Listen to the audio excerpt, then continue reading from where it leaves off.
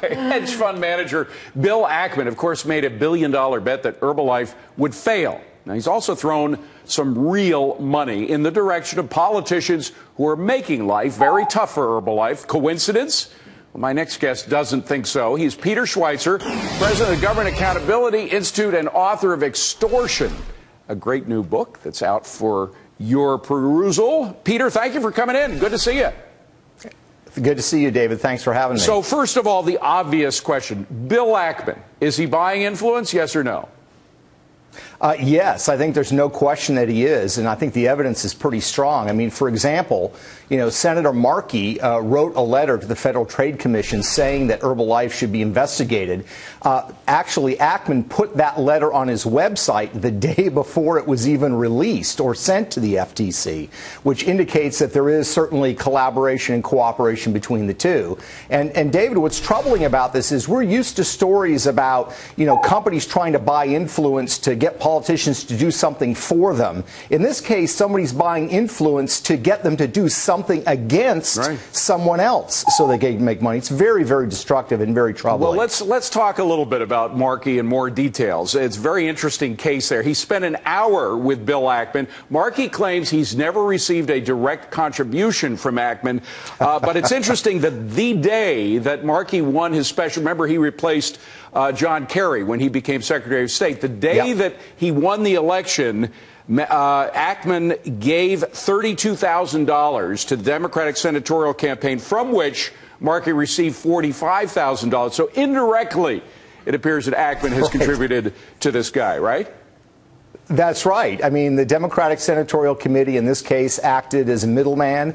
The other thing to point out, of course, is that Ackman has hired as consultants people that used to work for Senator Markey and has hired them as either as lobbyists or as communication strategists to work on this particular issue. So you can bet that those individuals that Ackman has hired are also giving to Senator Markey and are helping him in his reelection campaign. So, he's technically correct, no direct money, but there's a lot of transfer of money that takes place in D.C. where they can avoid that appearance. But the reality is the money's going directly to them. Well, and his denials stretch our credulity to the breaking point, Senator Markey's denials. Markey says he was unaware that his actions would have any effect on the stock itself, which is, he's got to be living in a cocoon if he really believes that. Let me ask a more dangerous question, though. Is it possible, could a politician actually make a bear bet, make a short trade on a company that he has badmouthed in Congress?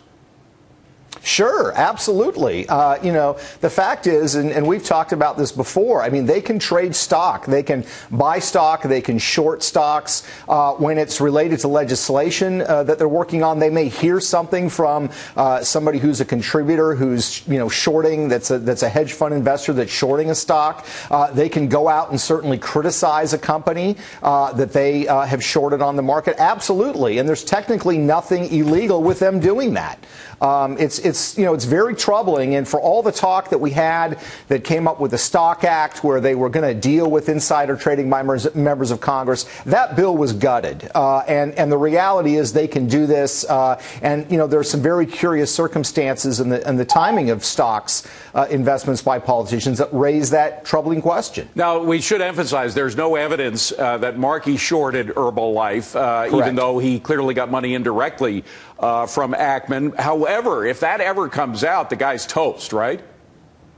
Well, yeah, you would think so.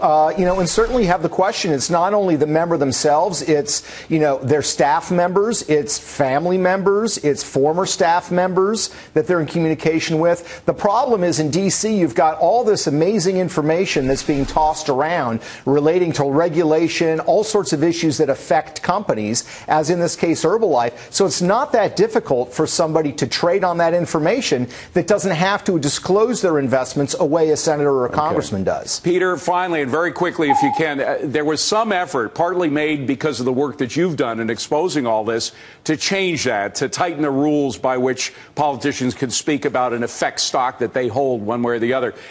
The first attempt at that was a toothless gesture. Has there been anything of substance done since then?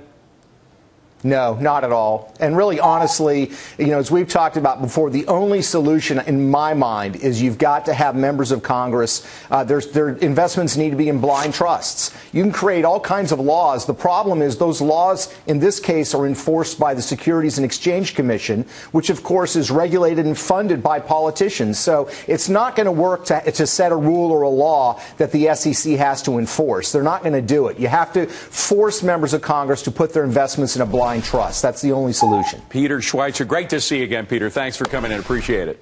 Thank you, David.